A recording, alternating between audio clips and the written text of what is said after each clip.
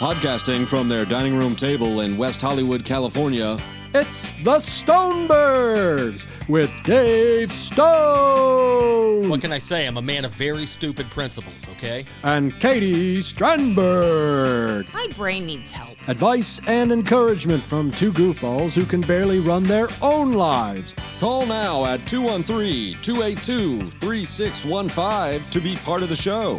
Now welcome the Stonebergs. I'm trying to demolish tones. Yes. Rock and roll. Rock and roll. What's popping off, Boo? Boo, I am lovely. Happy day to you. How the hoot are you? I'm good. It's nice to be back. It is so nice to be back. I love home. You do like home.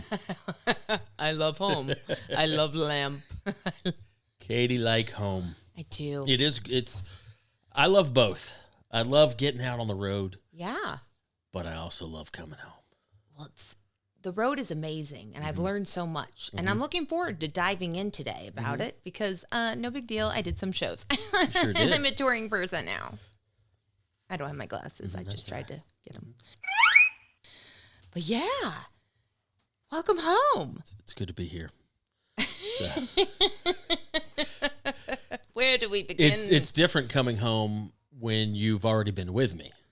Yeah. So that's usually I get to come home. Well, I've complained my woe is me stories back in the day. Yeah. When I would live in the van and tour in the van, and coming home just meant I'm back in LA and let's find a parking spot. That was home. But it is so nice to come home from tour now that I live indoors. Yeah.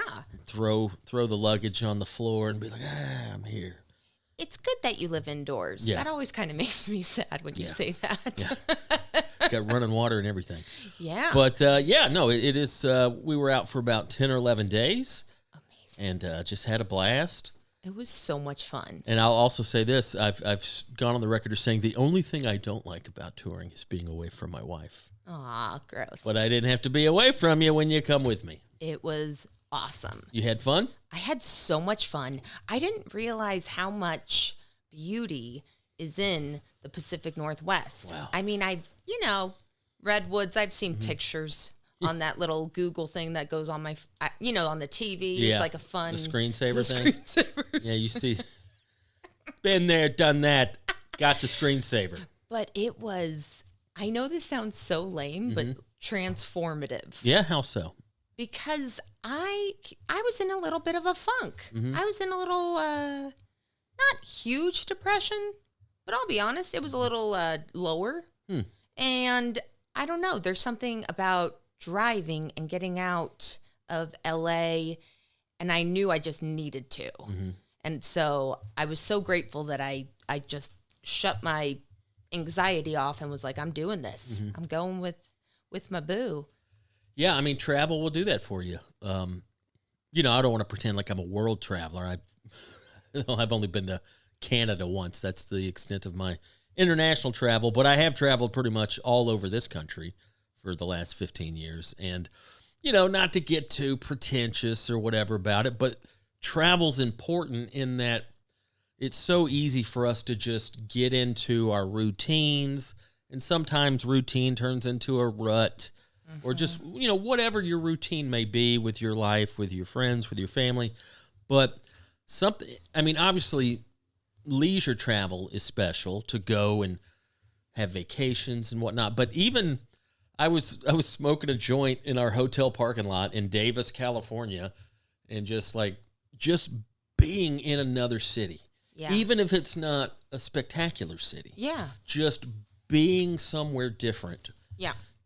Things smell different. People look different. Like the vibe is different. And one thing I always find interesting too about the way I travel, or now the way we travel, I guess this is connected to like the true crime kick that I've been on lately. Yeah. But I was thinking about when our first stop was in Davis, California, and just the concept of not knowing what's going down in this particular town.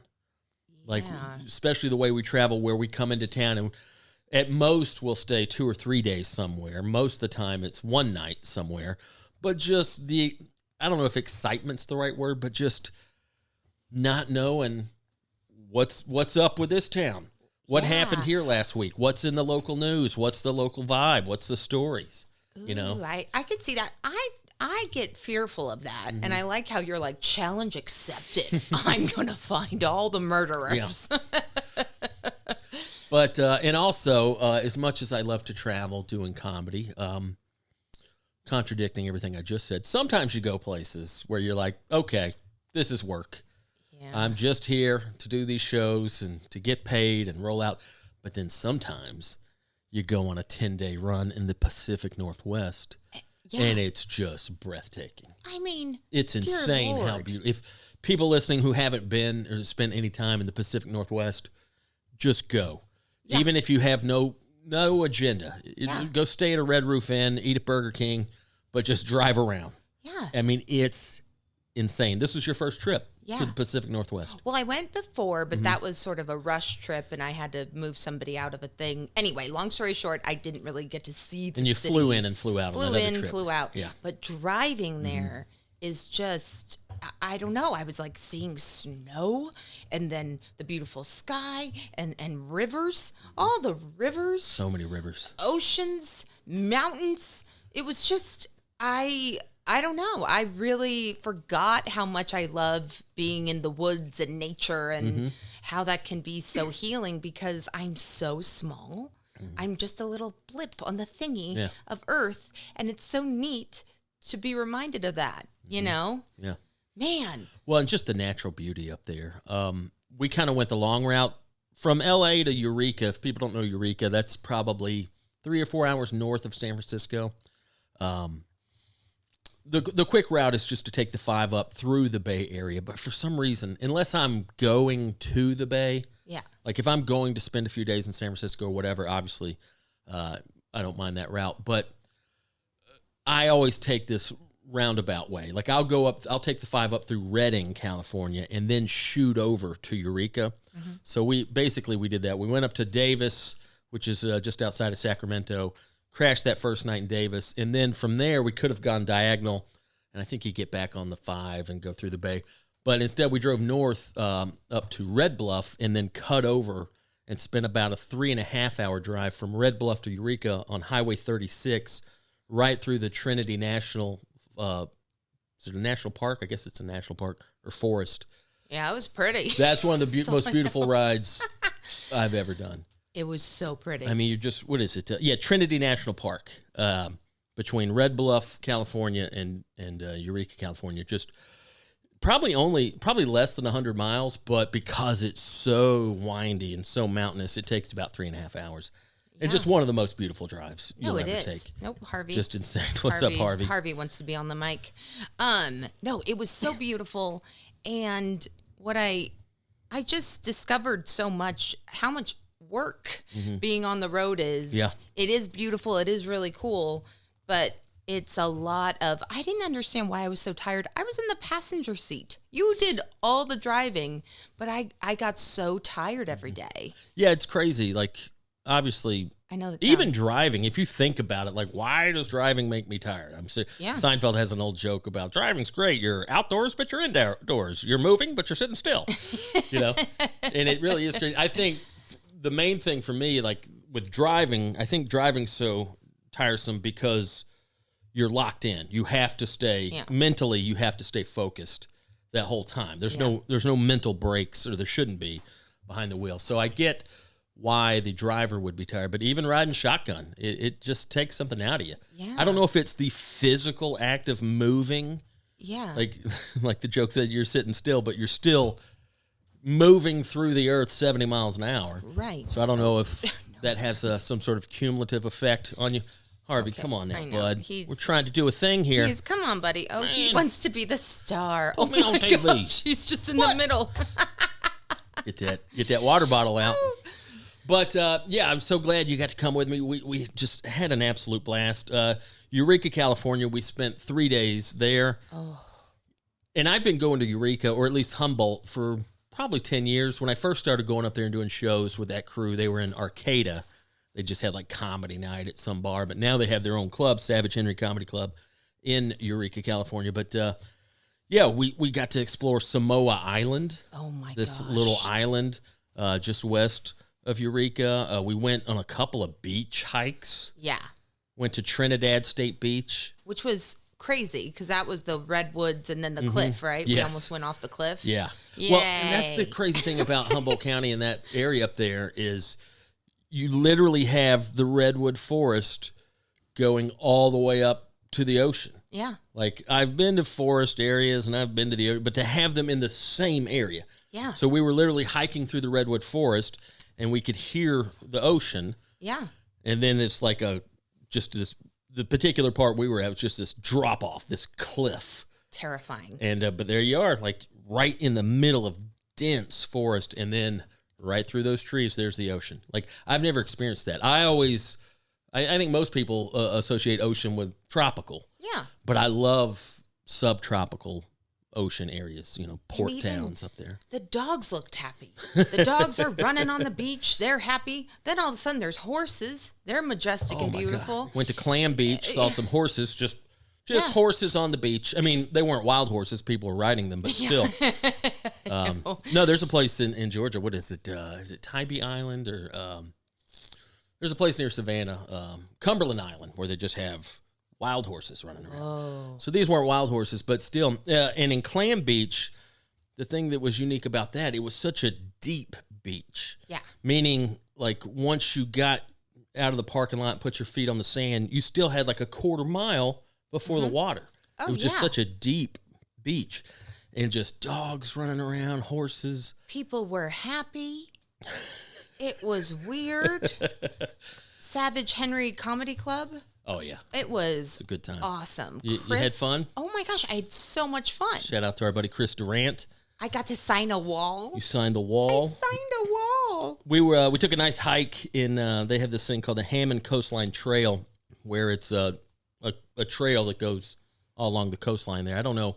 I think maybe 30 or 50 miles or something. And we did it all in one day. But I did. It was bad timing. I realized I don't think I've ever done this. I don't think I've ever creeped out my wife. I'm sure I've inadvertently creeped out other women. Oh, boy. But I think I creeped you out because we were hiking on the Hammond Coastline Trail, and it was super secluded. Nobody around. Yeah. And that's when I decided to tell you that Humboldt County is the per capita missing persons capital of America. Help me. Help. And then you're like, help. yeah, a lot of times it happens on a secluded trail, not unlike this one, when no one's around. Could even be someone you know and trust. But yeah, and I don't know why. I don't know what's going down up there, but a lot of missing persons. Yeah, so in that area. Yeah, that's insane. Mm-hmm. But it's so beautiful and it felt safe. I didn't feel like I was going to go missing. Yeah. But yeah, I would for sure be a missing person. There's no question. I'd be on a walk with Charlie, just roaming around hills and, aliens or whatever would take me for sure. Start tying a balloon around your wrist like a little kid on a field trip. I was a leash kid. Were you the leash kid? I was a leash kid at Disneyland. Okay, so it was one time I was in Girl Scouts. I was little. I honestly don't even think I was that little. Oh, God. Anyway, they put me on a leash, but I just thought it was a fun, like, bungee. It was tough. It was tough. I had, like, a little burn on because I wanted to be out of the leash. Anyway, I'm good.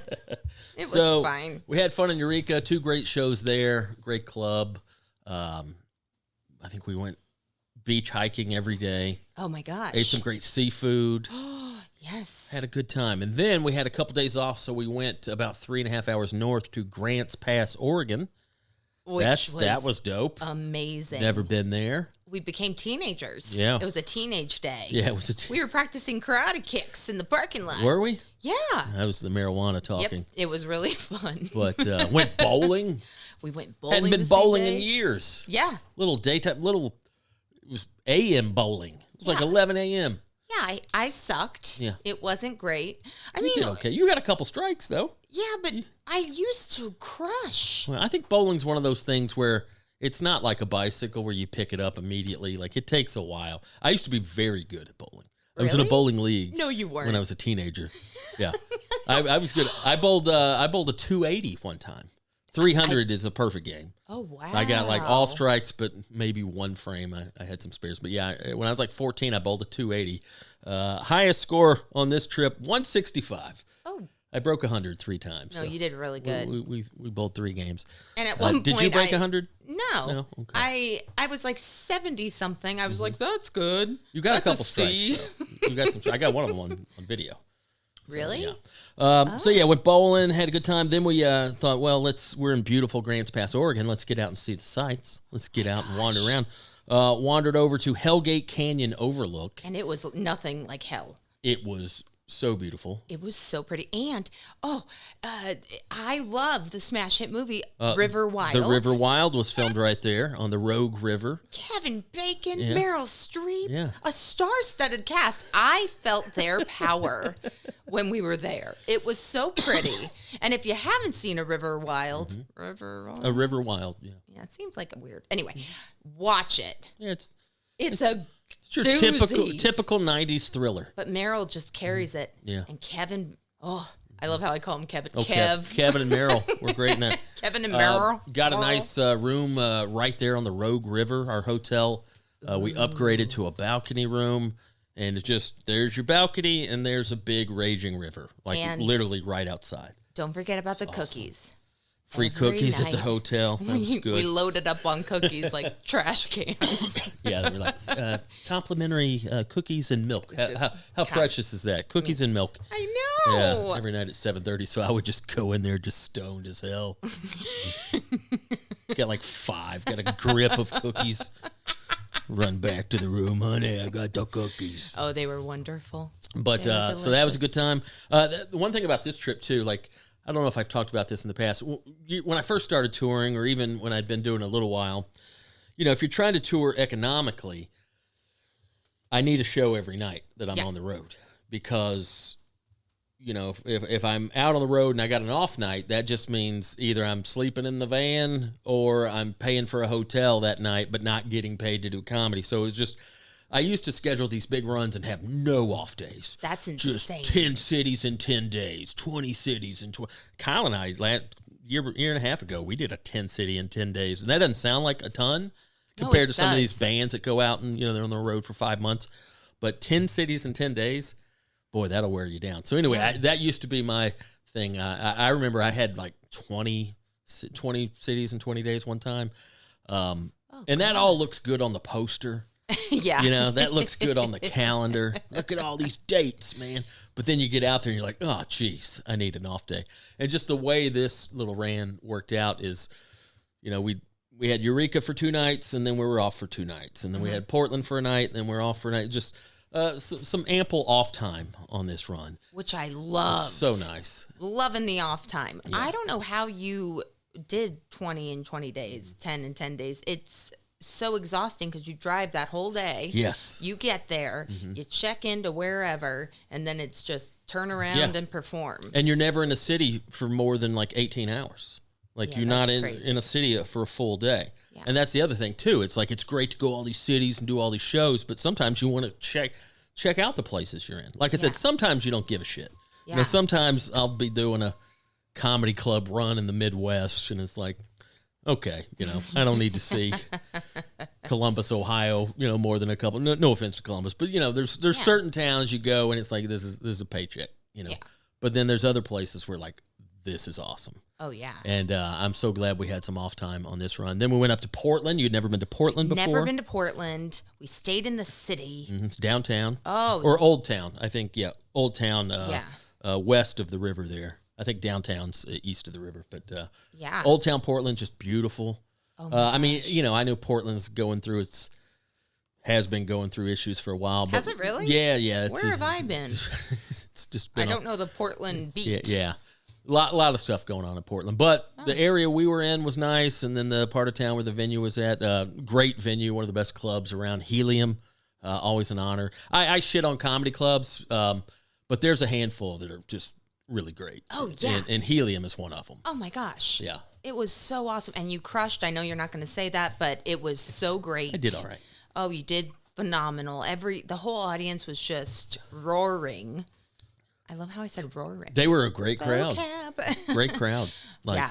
that's, I don't want to talk too much inside baseball, but I'm finally reaching the level of not every show, but most shows I've got people coming out to specifically see me. Oh, yeah. So that is so refreshing as opposed to those years of anonymity of just either being the middle act or even a headliner with no following. Yeah. Of just, who's this guy? He's not on a sitcom. Yeah. Just a lot of, speaking of comedy clubs, a lot of clubs, they have built-in audiences that just people, we just come once a month or every couple months, regardless of who's here. And you get a lot of people there that are just, it's date night and we're at the comedy club, but who's this asshole? But not the case in Portland. Not at all. So it was a good crowd.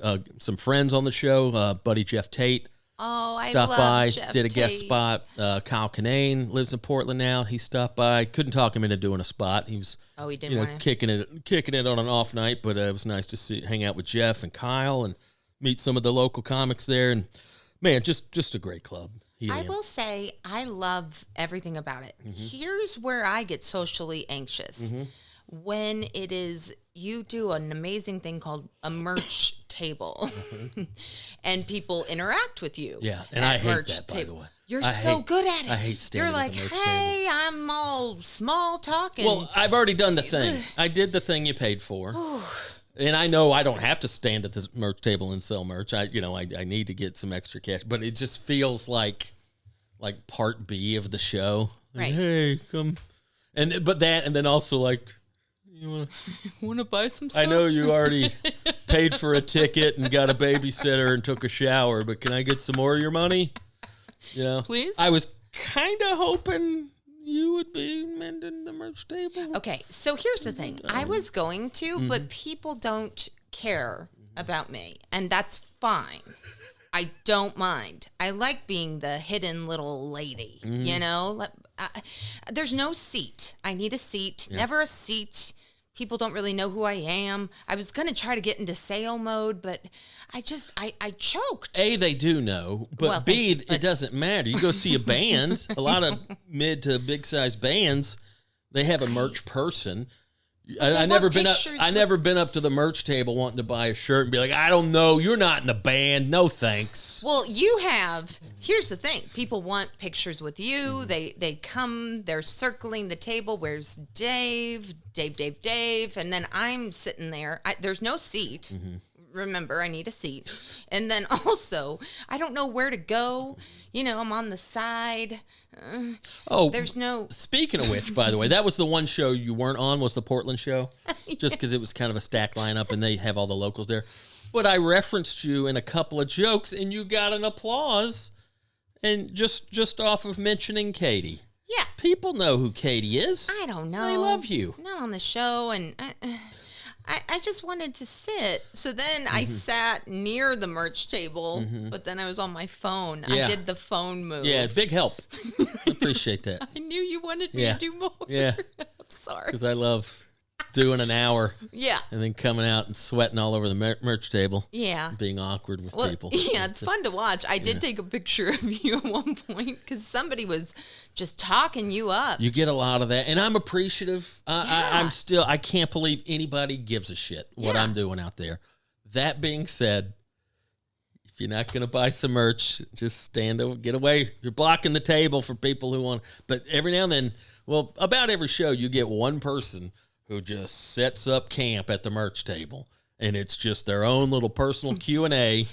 And again, I'm flattered that you even care, but you're blocking the merch. Keep it moving. Well, usually I was trying to interact, especially at the Helium comedy thing. I was like, I could tell you wanted to go hang out with friends, and I was like, maybe I should take over.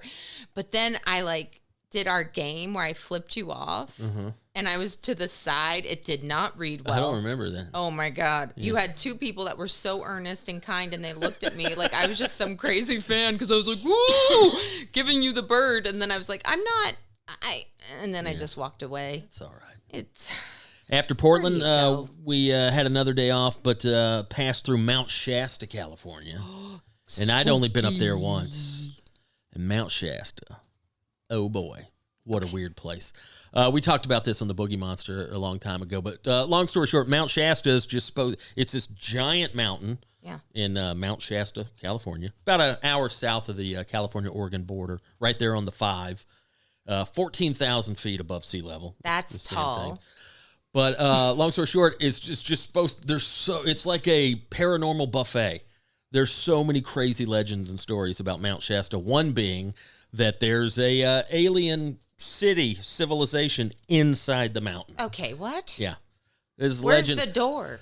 I don't know where the entrance and exit is, but do they have this seats? race of alien beings called the Sumerians they supposedly live inside the mountain, and there's legends that locals have seen 7-foot tall humanoid creatures in long white robes and sandals. That's the one thing.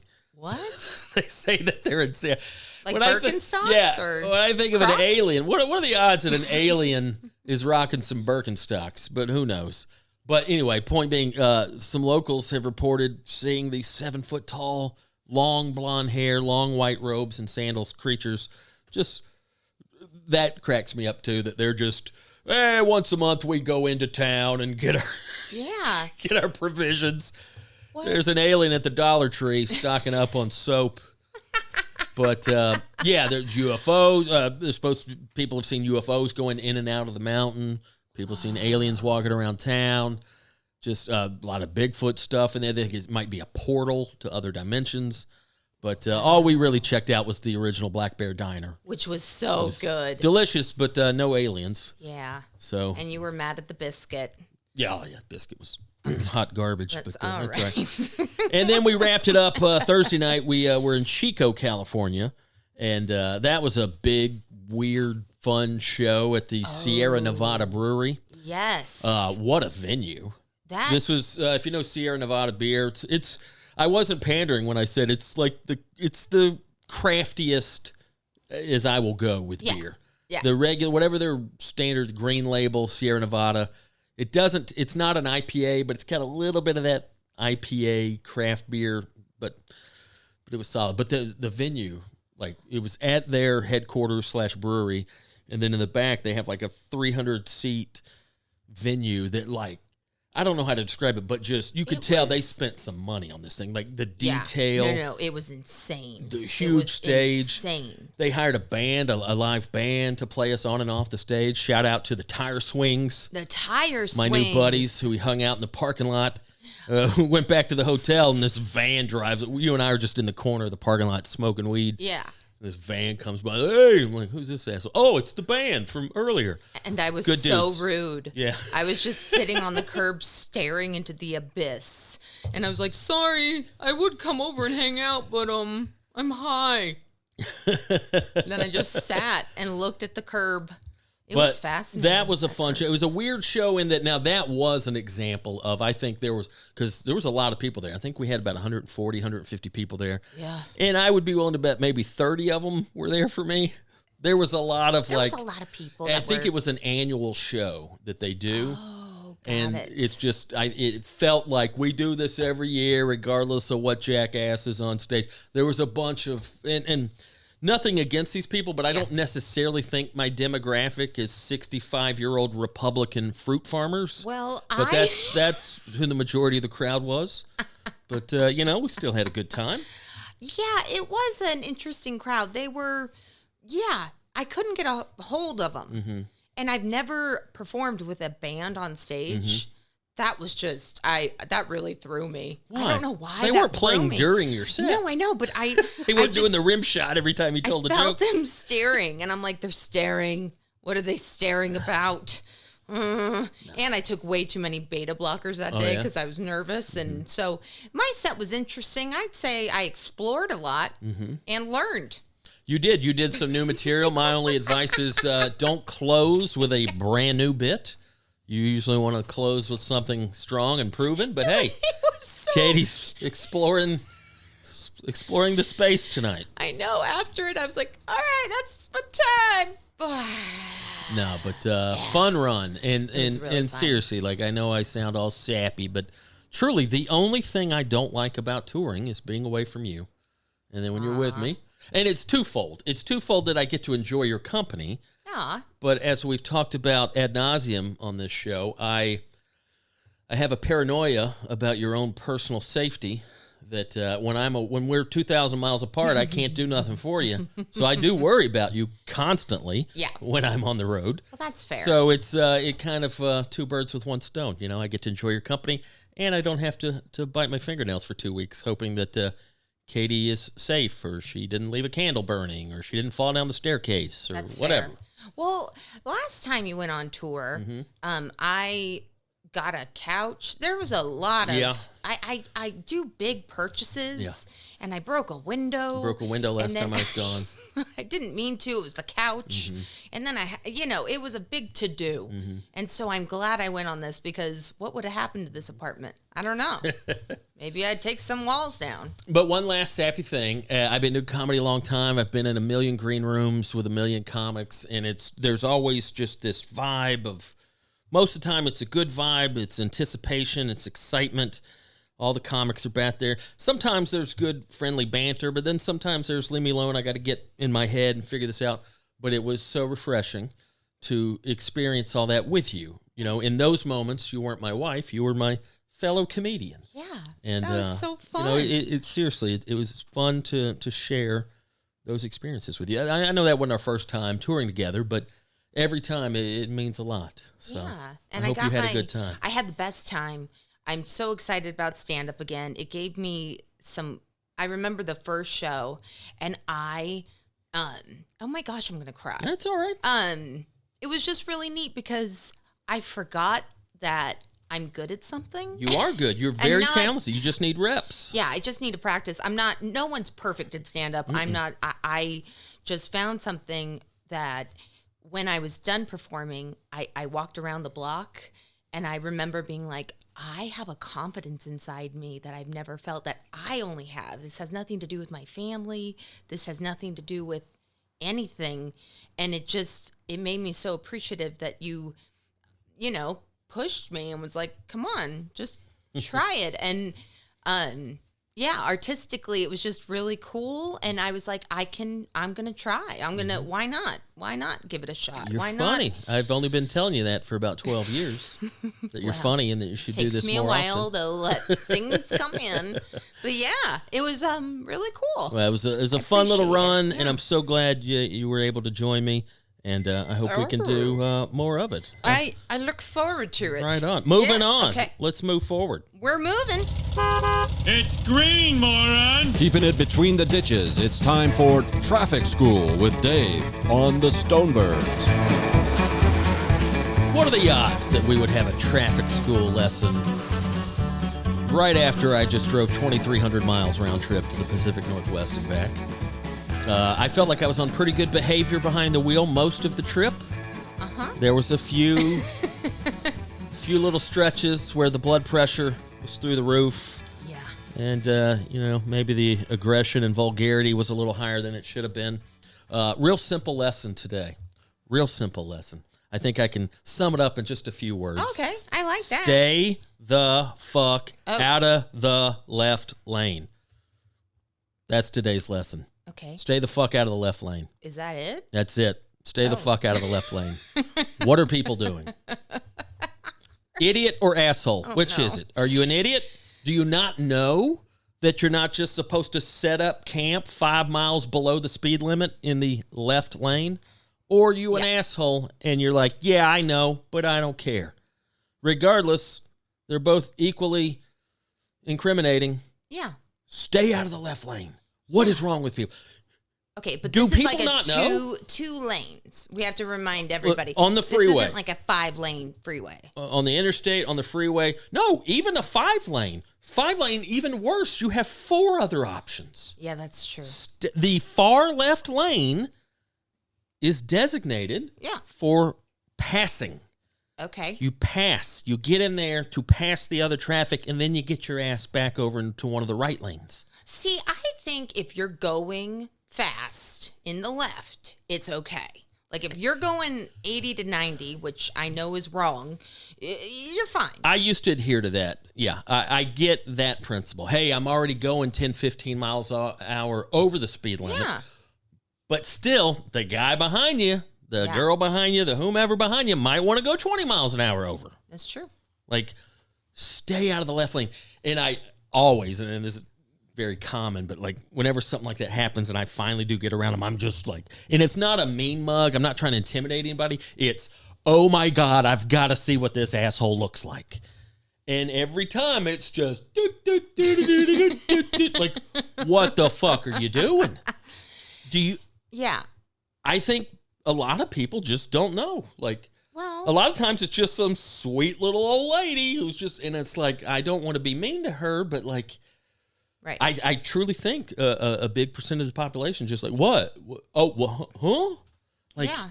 you would think that would be common sense. We've all seen the signs, slower traffic, keep right. Yeah. I had a buddy in high school who was back in our real aggressive driving days. Oh, Lord. He had a little kind of a tuned up Ford Ranger, step-side sport, little black one.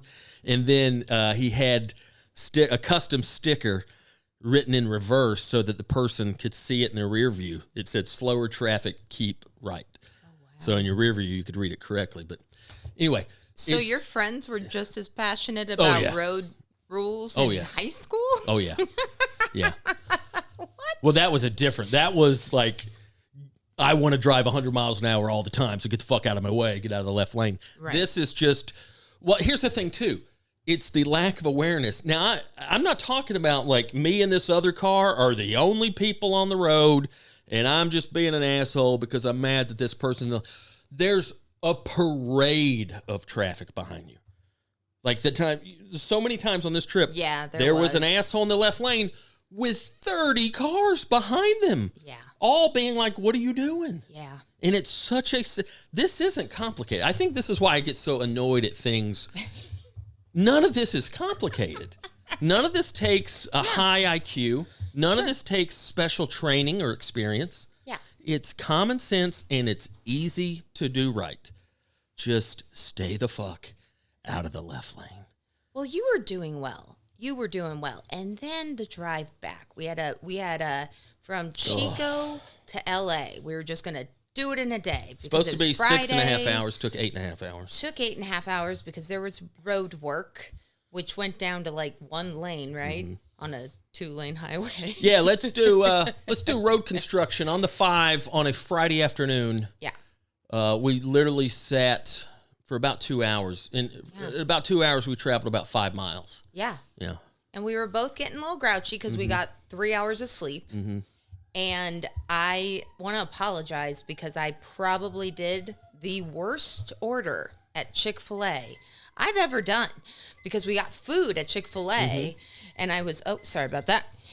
And I just saw the new advertisement and I was like, I'll just have tortilla soup. Well, it's because you were mad at me. Well, I was upset because of the direction thing. We became like a 90s sitcom. It was like directions. Well, once we got within striking distance of LA, like I know I don't need the GPS. I know which route I want to take home. And you're like looking up the routes. Like, well, this route's quicker. Yeah, it's quicker. I don't care if it's quicker in terms of like, I know what route is easier to tolerate. And that was a miscommunication, and I apologize, but my order was a passive-aggressive move of, I don't even want lunch, but I do need it, and I'll just take that. You just saw this advertisement for the new chicken tortilla soup at Chick-fil-A, and you're like, I'll have that. I guess I'll And not even a cup, I got a bowl. Yeah.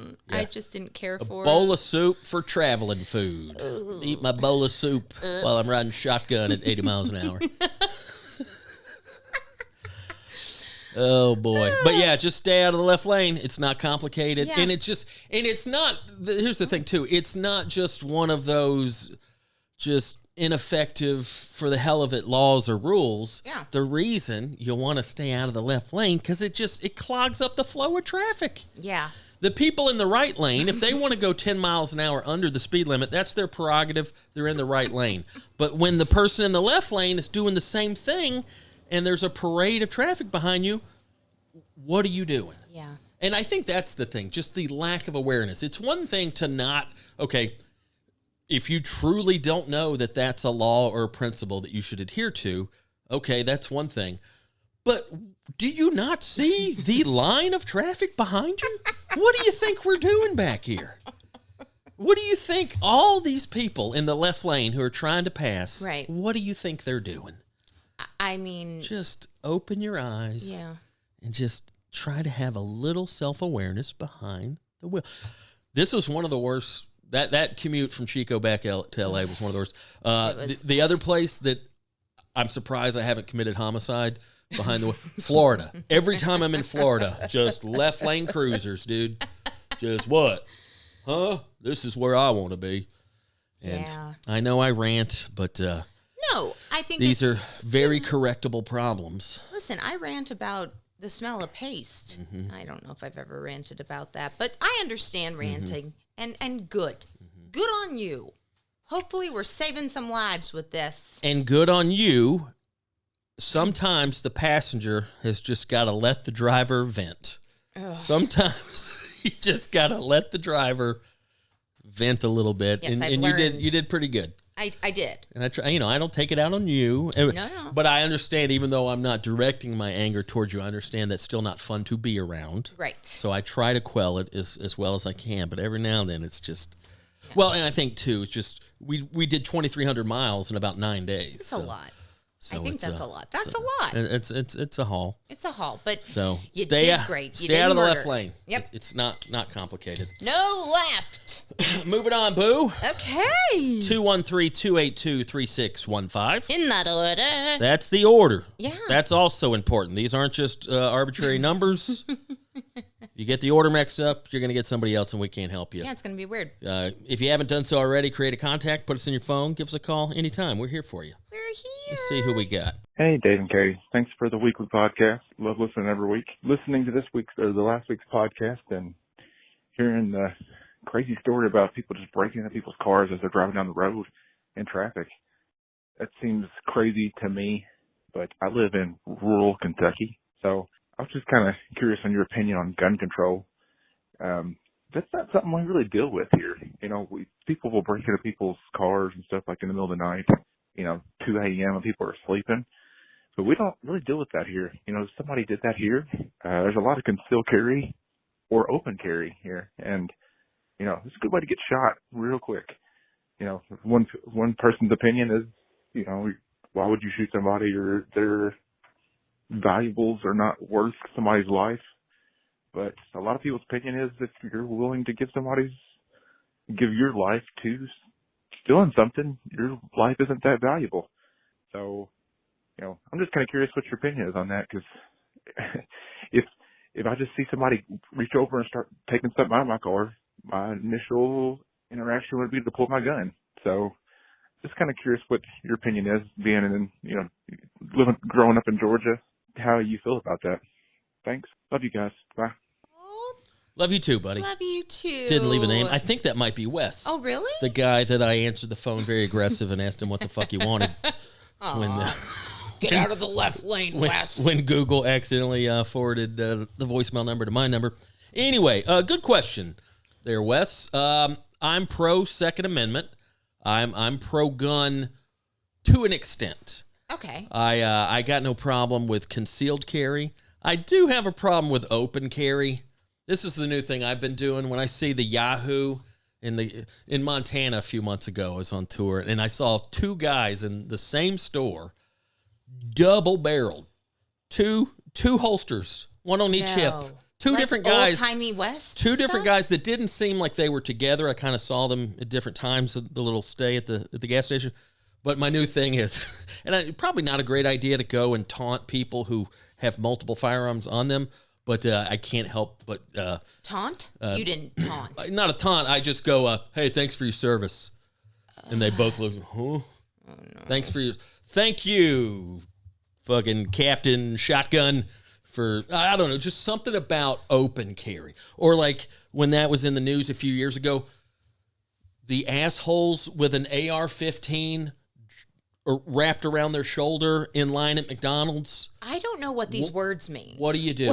Are the AR-15 is an assault rifle, automatic assault rifle. Nobody. What I'm about sorry. Is that the? No, that's Get a off shotgun. my porch. That's shotguns are good. We're gonna get a shotgun. I like shotguns. Shotgun. No, it's the AR-15. It's basically a machine gun. You put a big banana clip in, it's automatic. You shoot 50 rounds in 3 seconds. Nobody needs that shit. No, and I don't want to get into a big Second Amendment debate with people, but you ask me my opinion. I think everybody, in a perfect world, nobody would need guns. Yeah. No one would need knives. No one would need self-defense. We don't live in a perfect world. Violence is out there. Crime is out there. Someone breaks in here in the middle of the night.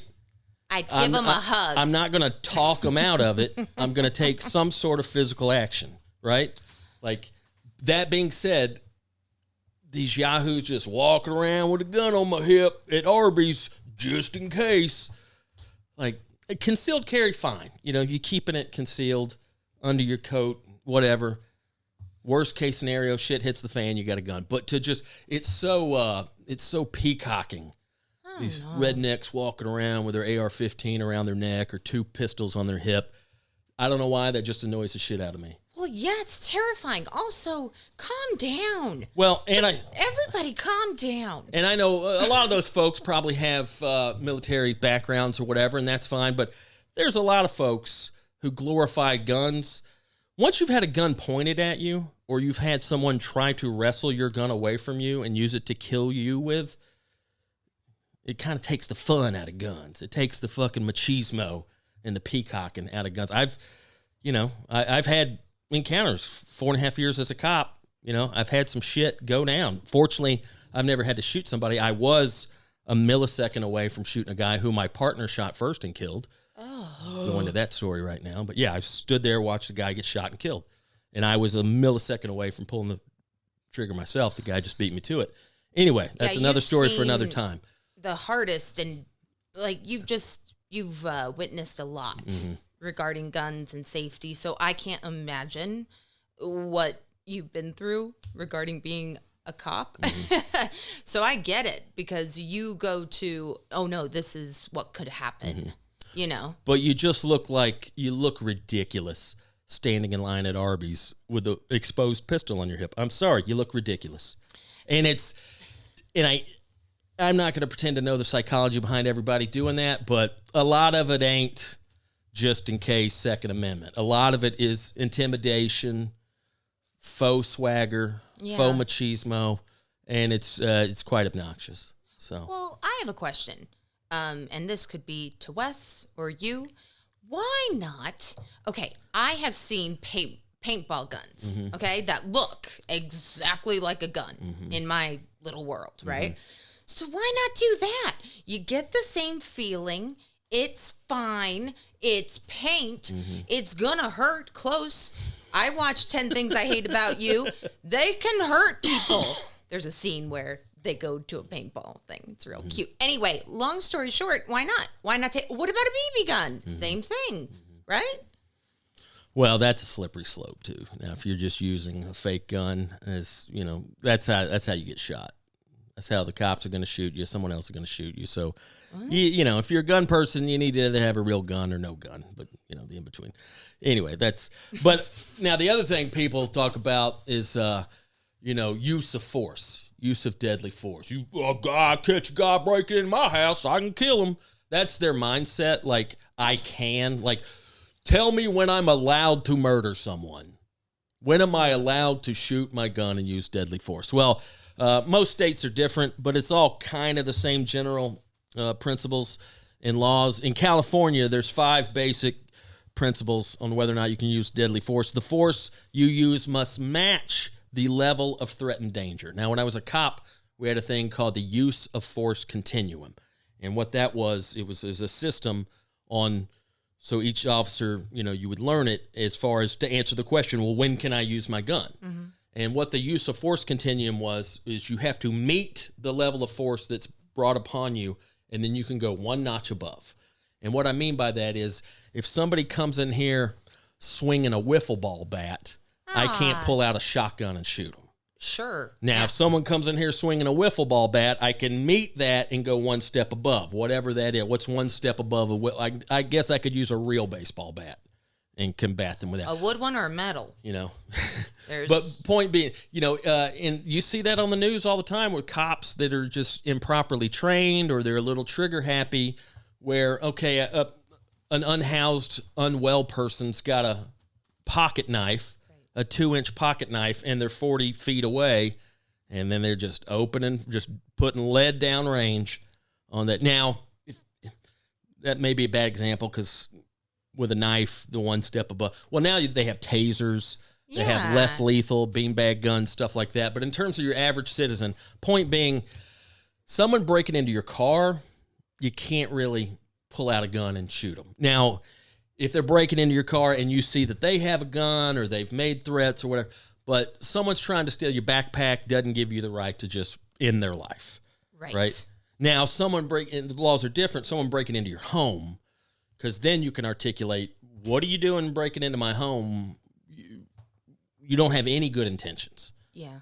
Someone breaks into your home, that's one of the points here. California's castle doctrine lets you use deadly force against an intruder who breaks into your home. Castle. That's just, I don't know why they call it castle. I wanted to live in one. The danger does not need to have been real as long as your belief was reasonable. All right, I'll tell you this story real quick. The guy that I saw get shot and killed, he was a felon. We were assisting the sheriff's department on serving a warrant. This guy was going to jail for like 40 years, and he knew it. And he said, I got a gun. I'm not going to jail. Fuck y'all. He kept saying, I got a gun. I remember he had on gray sweatpants, and he had his right hand in his pocket the whole time, and it looked like he had a gun, and he said he had a gun, and we're both screaming at him, show us your hand, show us your hand, show us your hand. Boom! My partner shot him with a shotgun slug, steel ball, put a hole in him, went through like 3 walls, killed the guy right there. That guy didn't have a gun, and it was all over the news, and it was a big story.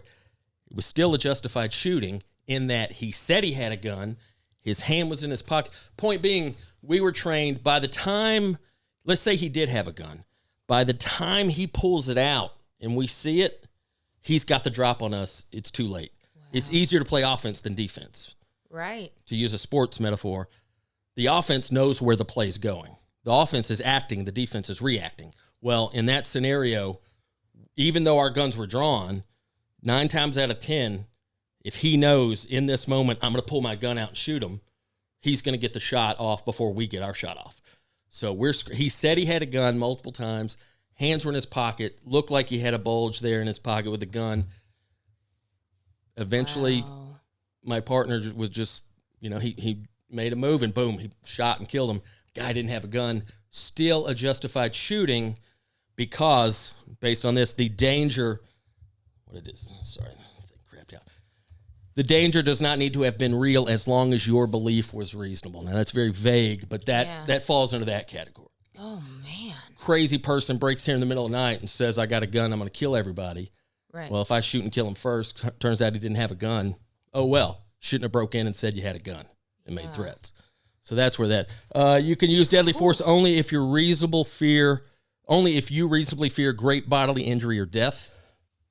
Like, you can't just you can't have a debate or an argument with someone and get mad and shoot someone. Right. You have to use deadly force.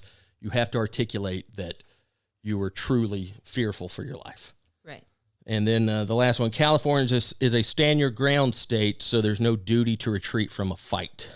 Huh. I've heard a lot about the stand your ground stuff. So there is no duty to retreat. I don't really know what a state that's not a stand your ground state. If it's not a stand your ground state, are you supposed to automatically retreat if there's a fight? I don't understand that. Know. But that's more research. But stand. Long story short, there, Wes. Yep. Pro Second Amendment for people with that's the other thing, background checks and stuff like. But assault rifles, I don't know how anybody could articulate that you need, unless, of course, they always go, well, the government, the government has them, we should have them, but I don't know.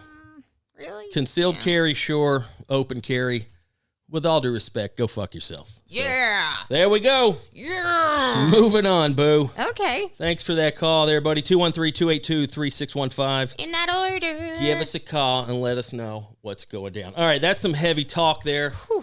Let's lighten it up a little bit. Okay. This is my favorite week of the year. It is. Thursday or tomorrow, as you're listening to this. It's literally probably my favorite day of the year. My birthday. Minus, maybe behind your birthday and Christmas and our anniversary. It's opening day for Major League Baseball. Oh. Very excited. What a hitter! What a hitter. What a hitter. My favorite sport. I've been watching baseball since I was 4 years old. Yeah. Atlanta Braves fan. And it's just, it's one of those things we've talked a lot about. Like, it's fun to get deep into something that is ultimately meaningless. Yeah, of course. Everything in life is so heavy. Yep. The world's going to shit. Throw yourself into something that ultimately doesn't mean anything other than just bring you some joy and amusement. Bravo TV sometimes. Whatever it is. Bravo TV, Yeah. sports, music, Sure. literature, whatever you're into.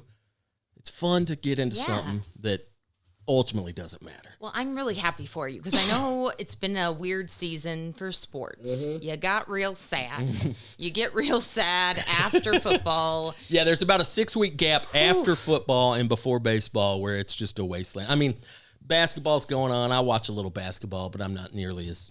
Yeah. It doesn't consume me the way baseball and football does. Well, this is exciting. So what are you going to do? Is there a big party? What's the rub? I'm not sure. You did need your computer for this trivia we're about to do. We're doing trivia. But you don't have your computer, so you I can do. use I have mine. No, I have it. Here I go. Sorry about that. I am prepared and I'm professional. No, I usually cook something on opening day. Last year I did hot dogs. Yep. The year before I did chili. This isn't really a baseball dish, but I've kind of been craving my white chicken chili. So I think I'm going to make it doesn't really have anything to do with baseball. Let's go to the ballpark and eat some chicken chili. But, something that I can cook the night before. Just throw it on the stovetop, let it simmer, dip into it. The game. But okay, here's some trivia. I thought we'd do a little baseball trivia in honor of opening day coming up tomorrow. And here's the twist.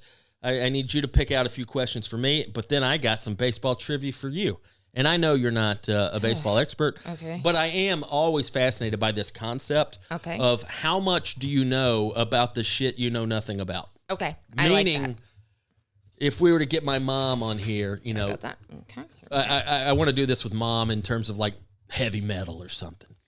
Like how much does mom know about metal? Oh, man. Almost nothing. But What if like, she's a for metalhead? example, like, would she know who Metallica is? I think mom probably knows who Metallica is. And right here, you know nothing, or you don't have any interest in baseball, but you know who.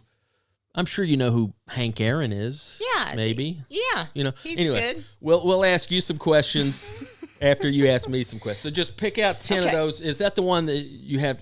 I didn't show see the answer. Yeah. No, you haven't seen. So I didn't see the answer. Just pick out a random 10. I'll keep my own score. Okay. And let's see. Last time we did Seinfeld trivia, and I didn't perform as well as I anticipated. No, you were bad. I'm going to say I can do 80%. I can Embarrassing. get 8 out of 10 of these correct. All right, here we go. Lay them on me, sister. Okay, and I'll do a baseball voice. In 1985, That is a baseball voice. Good job. which MLB team did Dwight? Okay, just say it normal so I can understand what you're saying. In 1985, which MLB team did Dwight Gooden pitch for? Dwight Gooden. Gooden. He was a standout pitcher. Entered the major leagues at 19 years old. One of the few teenagers to play Major League Baseball. He was playing for the New York Mets in 1985. Yes. Hell yeah, he was great. Ding, ding, ding. Great Good pitcher. job. So I got that one right. Job. Ooh, I like this one because my friend dated him. He's not a nice man to date. yeah? Barry Bonds ended his career with how many total home runs? Which friend of yours dated Barry Bonds? Oh, remember when I was like trying to be into acting and my friend Liz Polini, rest in peace, she's amazing. Her roommate Courtney, who looks like a palm tree, 'cause she has, anyway, she's a model and they were dating and they were very much in love. I Okay. sometimes it just doesn't work. Barry Bonds. Okay.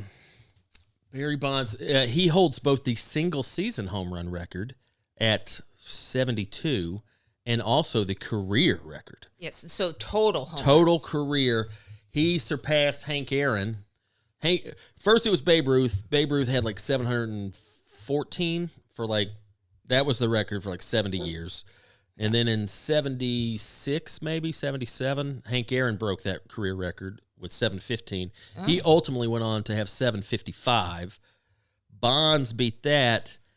And I want to say Bonds ended his career with 762. Yes. Wow. Okay. Holy crap. 762. I got that one right. Okay. That was really good. 2 for 2, batting 1,000. Okay.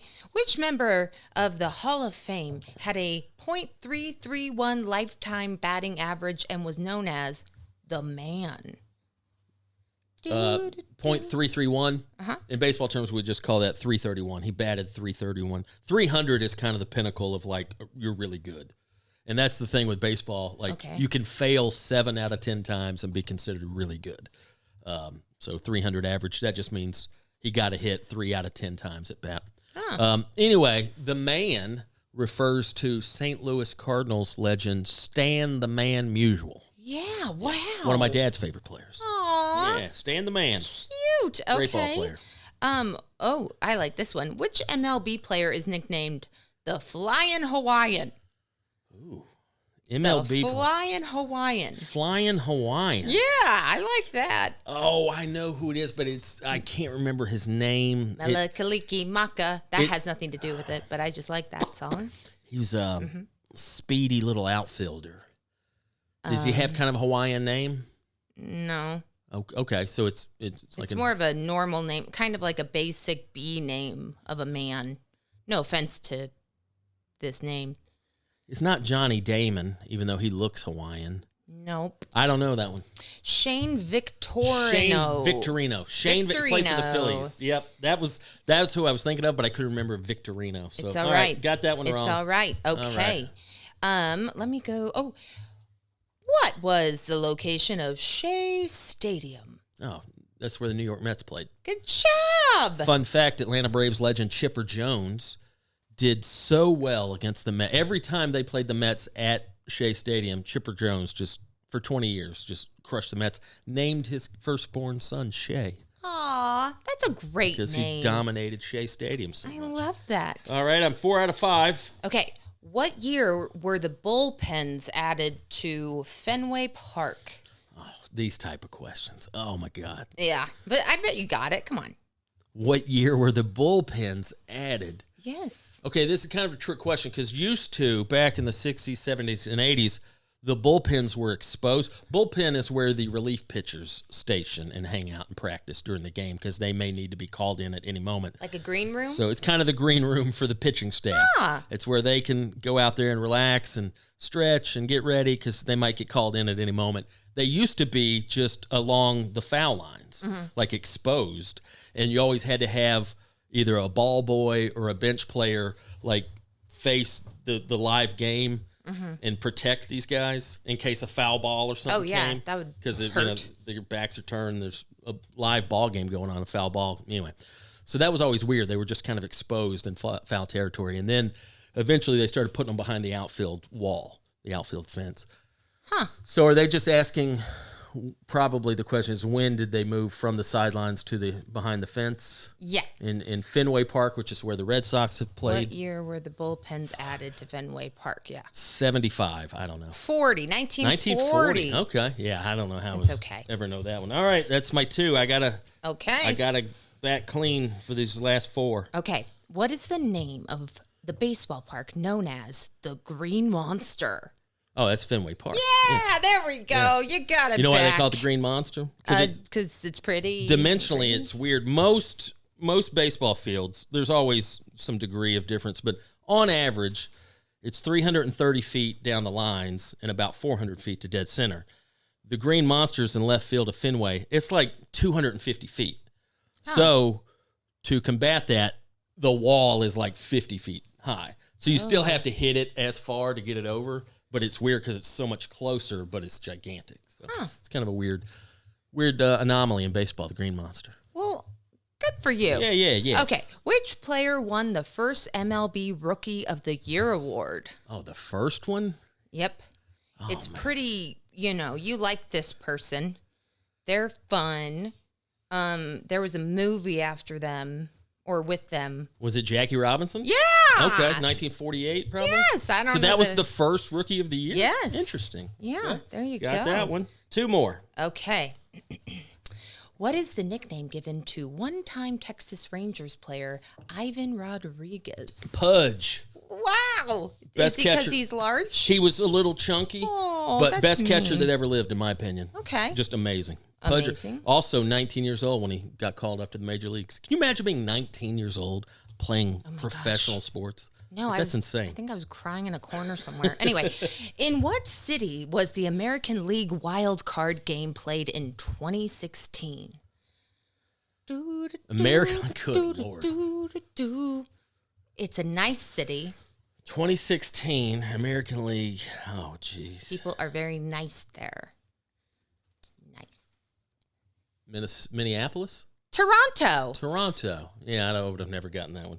All right. 7 out of 10. That one's good, Boo. You did great. I didn't hit my goal. That's okay. But I tried real hard. I think you did fab. Now I have some baseball trivia for you. Let's keep your score here. See what Katie can do. Okay. Now, these are some pretty rudimentary questions. I don't expect you to take an advanced level quiz here. Okay, that's fine. But these are some questions that I think people that don't even really follow baseball, maybe just in their peripheral, have picked up some of this info. Charlie's going to help me. All right. Okay. One of the answers I explained in one of my answers, so we'll see. Figure that out. Okay. All right. When a player hits a fair ball into the outfield, hits a ball, nobody catches it, it bounces once and then goes into the stands. A home run would be I hit it and it just flies and lands in the stands. But what happens if you hit it deep in the outfield and it bounces and goes into the stands? That's called a ground rule blank. I'm sorry, that's called a ground rule blank. Ground rule ball. Ground rule policy. All right, maybe also all right, a better question within this question is how many bases does that person get when that happens? I hit the ball, nobody catches it, but it bounces and goes in the stands. Do I get to go to first? Do I get to go to second? You get to go to second. That's correct. So that would be a ground rule. Second. What happens if I just, in a normal context, I hit the ball and I run to second? Dave just got a what? Double. Ground rule double. Okay. I'm giving you that one. All right. I think half. We had to give you work. half a point with that. I'm giving it to you. Okay. That's good. Do it. All right. Here we go. All right. Now, this one's going to require a little math, so I want you to think about this. Can I use the paper? In a regular 9-inning game, 9. What is the minimum amount of batters the visiting team can send to the plate? Meaning, think about 9 innings. What if the other team's pitcher was just dominant and he just struck out everybody? Nobody got a hit. Nobody didn't. Just 1 up, 1, 2, 3, 1, 2, every inning. Just what's the minimum amount of batters the visiting team can send to the plate in a 9-inning game? Okay. 12? No, think about this. I am 3, 6, How many 9, players? 12. How many players are in that thing? 3, 6, 9, 12. Well, there's 9 innings. Okay. 42. Nope. What's 3 times 9? 27. There you go. Okay, Look at that. She that got was another one right. Wrong. Okay. All right. That's why I had to say the visiting team. There was a lot of numbers. Because if the home team is winning going into the 9th inning, they don't need to bat. Those were warm-up ones. Let's keep going. I'm ready. Right. I'm ready now. I know you got this one. Let's Babe go. Ruth, Mickey Mantle, and Derek Jeter all played for this team. Yankees. There you go. Look at you. The what Yankees? Where are they at? Where are they from? New York. There you go. Okay. Good job. All right. Cool. We were talking about this off air because our neighbor Virgie brought this gentleman up this morning. Pete Rose. Okay. One of my all-time favorite players. Also, apparently one of the biggest jerks in the history of baseball. Aww. But I just love the way he played. Okay. Pete Rose, he never hit a lot of home runs, but he wasn't like naturally talented. He wasn't big, strong, fast, but he was scrappy. And he just had this lust for the game. He just played balls to the wall. Like he was the most just played like his hair's on fire. Or they'd say he runs like he's mad at the ground. Oh. Like he just played. And he, great quote that I tried to adhere to with my comedy career. He once said, "I can't believe they pay me millions of dollars a year to do something I would gladly do for free." Aww. Now, I don't make millions of dollars a year, but I'd gladly, I have and continue to do sometimes comedy for free. But yeah, the concept of getting paid to do something you would gladly do for free. Yeah, amazing. That's the kind of job you got to find. Pete Rose is the all-time leader in base hits, so why isn't he in the Hall of Fame? He had a gambling problem. Good job, Boo. Yes, Virgie just told me this. I would have had no idea. He bet on baseball. Now, he claims he never bet on games that he played in. Yeah. He was always bet, because that's where it's real problematic, where you don't want to bet on games that you're in, because then if you bet against your own team, you're purposely trying to fuck up. And anyway, but yeah, all-time hits leader, got more base hits than anybody in the history of baseball. Still not in the Hall of Fame because big scandal back in '89. All right, in the same vein, Okay. Barry Bonds is we talked about is the all-time leader in home runs, both single season and career. Why isn't he in the Hall of Fame? Because he broke a beautiful model's heart at one point in the early 2000s. That may be the case. But. No, why isn't he? Mm-hmm. Oh, because he... What scandals in the late 90s? Oh, in baseball. yeah, that he did steroids. Bingo. Good job, Boo. You're batting 1,000. Okay. Crushing it. I don't even know. All Yeah, right. he went. There was a lot of guys in the late 90s that, like Barry Bonds, when he was a rookie, he was 6'2", 180 pounds. And a heartbreaker. And then a few years later, he's 230. Just looks like a bodybuilder. And all these guys just started taking steroids. Everybody's like, what? Mark McGwire, Sammy Sosa, Barry Bonds. It's like the opposite of Ozempic. Yeah. Wow. Okay. Okay. You're doing great. 5 out of 5, Boo. 5 All more. right. Here we go. Here we go. How many runs are scored when a player hits a grand slam? How many runs? Well, what is a grand slam? That's when it just fucking goes far. And it's far. It's when everyone's on the base. So 1, 2, 3, 4. It's 4. when what happens when everybody is on the base? They all get to go home. No, but why? The guy hit it far. He hit a home run. Yes. It's a home run. Yeah. With the bases loaded. Right. It's a grand slam. Yes. You got a runner on first, runner on second, runner on third. Guy at the plate hits a home run. You get 4 runs. It's a grand slam. Okay, I got that one. You're crushing it. Dude. Okay, crushing next. Hit me with it. All right, this one might be tricky. Okay. What does it mean when a player, quote, hits for the cycle? Oh, God. This guy had a great game. He hit for the cycle. What did he do that day?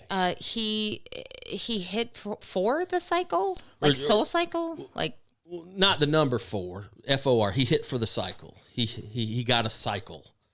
He did really well hitting, obviously, and then in that, everyone cheers him. Nope. Think about it. Okay, cycle. He hit. What are the different types of hits you could get? When you go up to plate, we talked about the ground rule double. Yeah, double, triple. Triples when you make it to third. And a home run. What's a single? A single is a... You just make it to first. Oh, that's the Amazon truck.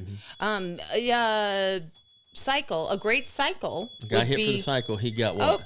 A lot of beeping happening.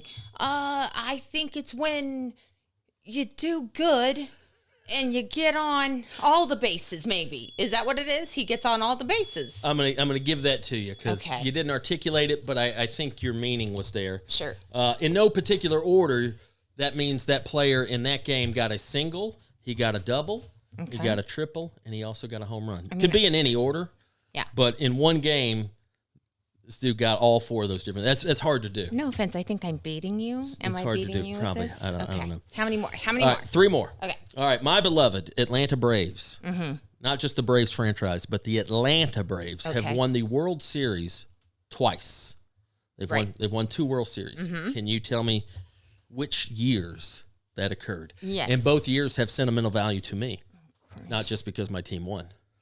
When did they win it most recently? You should know this. Yes, 20. It's a big deal. Hold on. 3 days before the big thing in your life happened. 20. Hold on. We got married. You don't know when we got married? Yes, I do. 20. Well, this shouldn't be that hard, Boo. 2021. There you go. There it is. They won a few days before we got married in 2021. And when did they win their first one? In 1990. When did I graduate high school? 99. Nope. You did not graduate then. 97. 94. 1983. Okay. Was that in Billy Madison? 1981. 1986. All right. No, it wasn't 1983. It was 1995. So close. See, I was in the I graduated realm. high school in 95. They win the World Series. I get married in 21. They win the World Series. How about that? I need another big event in my life. Oh, my gosh. Charlie, have puppies. He can't. All right, you didn't get that one. Okay, that's fine. But you're still beating me. Okay. Got two more left. Okay. All right. Now, okay, this pertains to a question. I kind of gave this answer earlier. Another visual math thing. All right, 2 batters hit home runs. All right. The first batter hits his home run down the line, down the left field line, and it just barely goes over the fence. Okay. Just what we call a wall scraper. Okay. Just barely went over the fence down the left field line. Later in the game, his buddy hits a home run to dead center field, straightaway center field. Also, just barely goes over the wall. Who hit the ball further? Assuming they go over the wall at the same distance. Say they both cleared the wall by 1 foot. Left. One guy The hit one first down guy. the left. Think about a baseball The field. first though. guy. But before you answer, I want you to think about a baseball field, right? Okay, the second guy. Left field home run, center field home run. Which one goes further? Center. There you go. There it is. Yeah. But I didn't get that. Don't count. But you could get you visualize a field, right? Yes. Can I say something? Yeah. I have to use the restroom. So let's can we do the We're sorry. almost done. I'm Almost so done. sorry, guys. I know that's unprofessional. I'm going to give you Okay. that one. Okay. I understand. Ooh. All right. Here we go. Last one. Okay. Which player holds the record for most consecutive games played at 2,632? From the years 1982 to the years 1998, this player played every game of every season, never missed a game once, which is insane because pro athletes will sometimes miss a game because they have the sniffles. Tony Robbins. This guy played every game for like 17 years. Babe Ruth. Nope. Hold on. Fun fact, this guy him and his wife were friends with Kevin Costner and his wife. They were like couple friends. Bull Durham. Bull Durham. No. That's a name of a movie. Okay, I don't know. Cal Ripken. Cal Ripken Jr. played for the Baltimore Orioles. They call him the Iron Man. 17 seasons in a row, didn't miss a game. Family friends with the Costners. This is a conspiracy theory in baseball. In the middle of that streak, towards the end of it, it was like a big deal. Like, he's going to break this streak. Lou Gehrig set the record 80 years before. Big deal. One day, Cal Ripken leaves home and goes to the ballpark to play his baseball game. About 10 minutes later, he realizes he forgot something. Now, this is just alleged. He circles back home to find his wife in bed with Kevin Costner. Proceeds to beat the shit out of Kevin Costner, fucks up his hand, can't play that night. The streak is going to end. There's a malfunction. There's an electrical malfunction with Camden Yards, the Oriole Stadium, and the game's canceled tonight. Wow. What tea. Yeah. And Kevin Costner, what a cad. Yeah, how about I don't that? like that at all. How about that shit, huh? That was amazing. Some I didn't know I drama. knew some stuff, but I did. You did great, Boo. Woo! You did damn great. Little trivia. It was lovely. Good times. Moving on. I know you got to pee. Real quick, word of mouth. Great comedian named Dan St. Germain has a new YouTube special out called Dance Fatty Dance. Dan St. Germain, very funny dude. He's hilarious. Based out of New York. He's done all the stuff. He's been on Conan, Comedy Central. Just one of those New York comics that, there's a style to some of the old school New York comics that I find annoying. He's not one of them. But you're just run-of-the-mill. Not that he's run-of-the-mill. My point is, he's not average either. Most New York comics that have just been grinding it out and doing it for a while, they have chops. They do more shows in New York than they do out here. It's not uncommon for someone to do 5-6 sets a night in New York. That's amazing. And Dan is one of those where you can tell that dude has chops. Great new special, Dance Fatty Dance. Dan St. Germain. It's on YouTube. Check it out. Word of mouth. Boo, where can we find you on social media? Low Strandberg, at the letter K, the letter T, LOW Strandberg. There you go. _ Dave Stone. Yes. On Instagram. Stonebergs Podcast on Instagram. Is it the Stonebergs Podcast? The Stonebergs Podcast. And also we're on the YouTube. Yes, YouTube. YouTube.com/@the_Stonebergs Podcast. Please subscribe. Please comment. Got to boost those numbers. We're up to triple digits now, but we want to hit deal. 4 digits. Let's do it. Let's do it. With your help, we can. There's no end to what we can achieve. DumbDaveStone.com for tickets. Coming up in May, you can catch me in Taos, New Mexico, Trinidad, Colorado, Denver, Colorado, and Manitou Springs, Colorado. Get on them tickets. Come out and see you, boy. Oh, my gosh. Boo. Yes. It's good to be back. Oh, it's so good to be back. Go pee your little heart out. I will. Thank you guys for listening. We love you. Bye.